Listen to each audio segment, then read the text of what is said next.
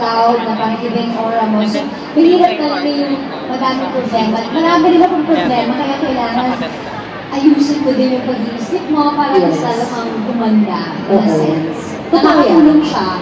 That's absolutely true, and I really love how you share that with us, Heart. First of all, she has a heart of gold. You guys know who I'm talking about, right? Beauty God, please join me in welcoming the one and only Miss Heart Evangelista!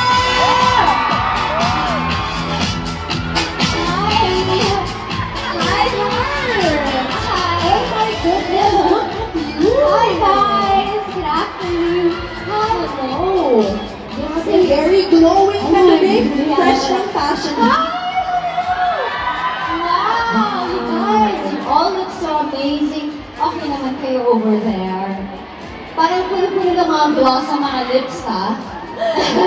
Hi! Of course, Heart, you know what, they've been waiting all week. Actually, some of them kanina pang umaga just to see you. So they're very excited actually na magchichikahan tayo today.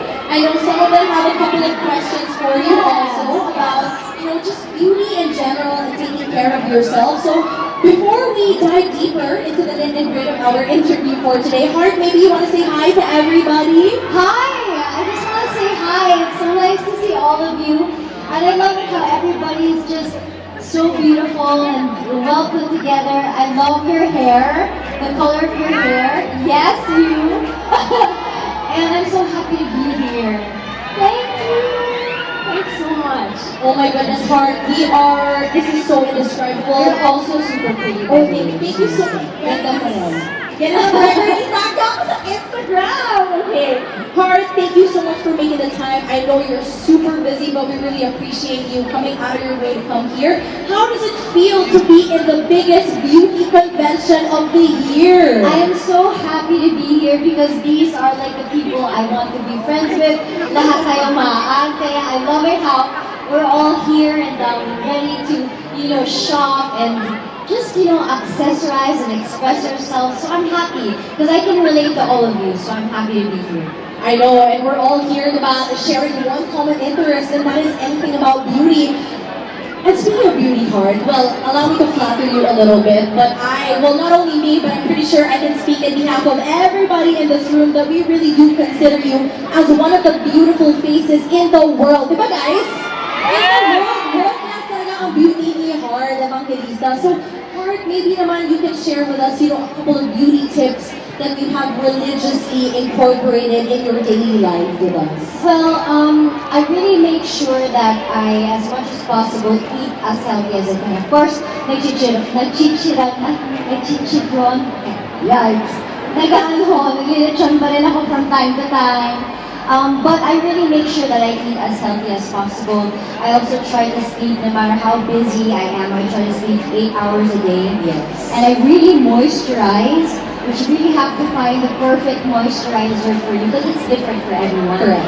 And you know, it really helps also aside from doing this stuff religiously. And no matter what you face in life, if you're problematic or you're heartbroken or whatever, that you still have to be very, very grateful and just be very good to yourself because it really makes a difference with how glowing and how at peace you look. It makes you look prettier. That's so true. And you know, like it's something that I also personally realized, Heart, like the more stressed you are, or the more worried you are about life, the more negative energy that you carry, it really manifests physically also.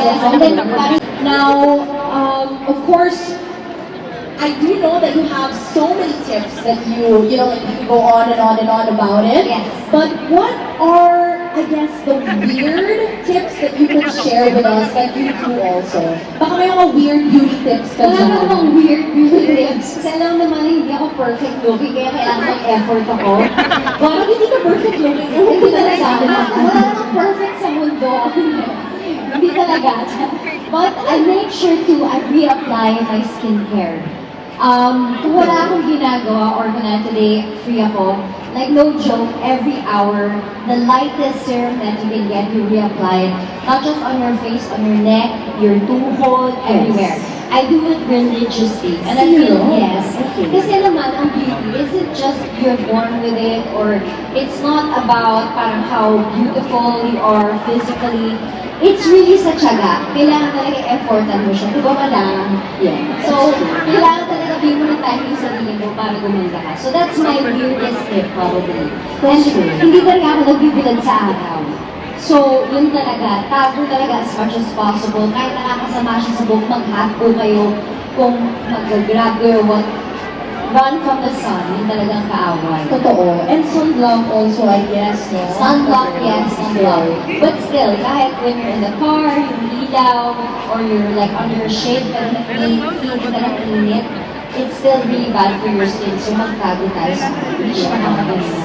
Yeah, totoo. I hope you guys are taking down notes, ha? It's a very fresh heart today. Well, as always naman. And speaking of fresh, by the way, I think one topic that a lot of women are, a little shy to talk about when it comes to beauty is aging, which I know you've been absolutely vocal about on your social media, on your interviews. But for you, as we all know, again, you've been super open about talking about aging specifically. So, diving into this topic, what is an advice to women who are struggling or having a hard time being confident with aging?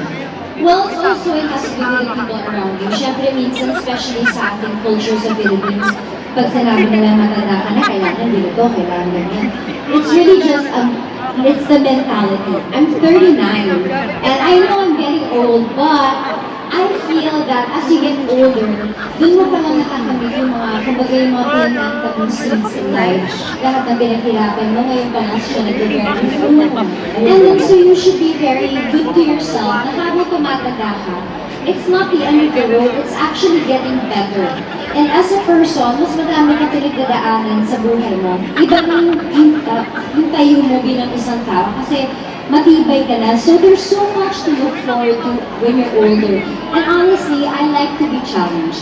I'm very competitive with myself. And the more they say that you can't do it, of course, nadi-depress ako, sabihin na, hindi ka ganito, hindi ka ganyan, di ba?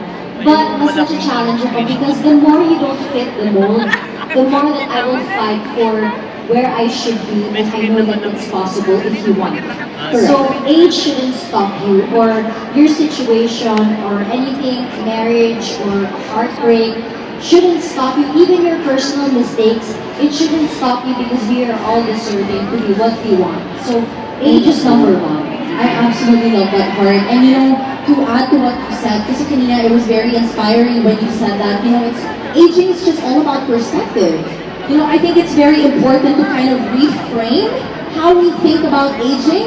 Kasi a lot of us, I'm sure guilty tayo dito, di ba? Pag birthday natin, shocks. Matanda na ako, I'm 1 year older. But I think it's important to reframe that. Instead of saying that, you should say na, wow, I got to live 1 more year of my life. Yes, before, I never spoke fully about, maybe one day I will, but I used to be very depressed. As in, hindi ko alam, syempre, dati, iniisip ko din pag may mga depressed na tao, iniisip ko, bakit siya depressed? And nasa kanya na lahat. Pero totoo talaga, lahat ng iba't ibang tao tinatamaan ng depression. And maybe a year ago, I went through really, really bad depression. And then I would always say na, parang ayokong tumanda. Parang iniisip ko na, okay lang na mamatay akong bata. May ganun ako dati. Pero ngayon, I'm very, very thankful for my life na when you age 1 more year, you should be thankful because you have more time with the people who love you and the people you love. And you have more time to achieve your dreams. Absolutely. Wow, thank you so much for sharing that with us, Heart. I know how vulnerable that probably was for you, but that's very inspiring also. And of course, aside from being open about aging, like you have talked openly about confidence as well. That's something that you personally advocate a lot for. So in this day and age, I think it's very easy to believe anything that we see on social media. I'm pretty sure you know this too. And honestly, sometimes this can really take a toll on your mental health. Diba? Super hard.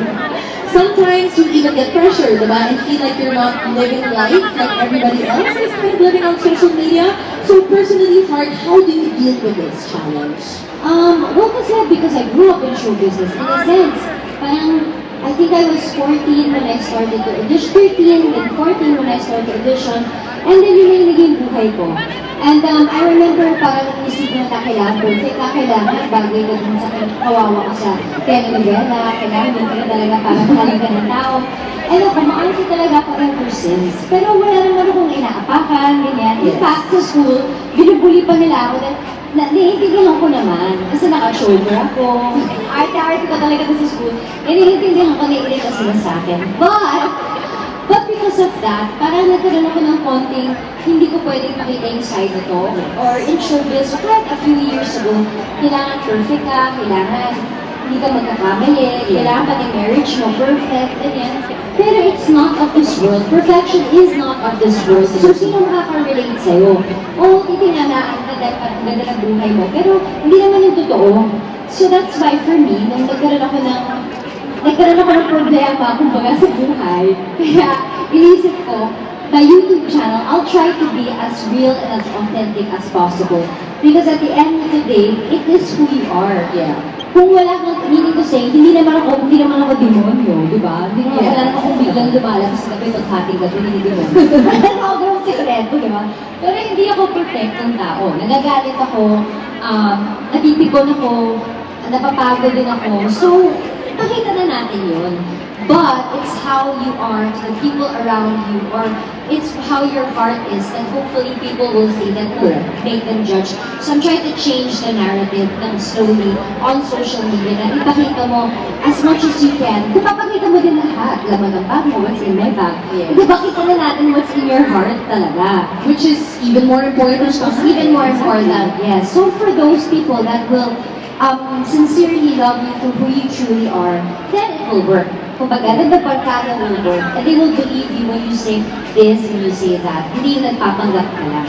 Absolutely. That's so true, Heart. But I also wanted to ask, because I'm also very curious, when you vowed to be your authentic self, diba? When you wanted to be vulnerable to the public by starting your YouTube channel, I'm pretty sure that it was a little bit hard for you to step into that mindset, no? So how did you get over that wall of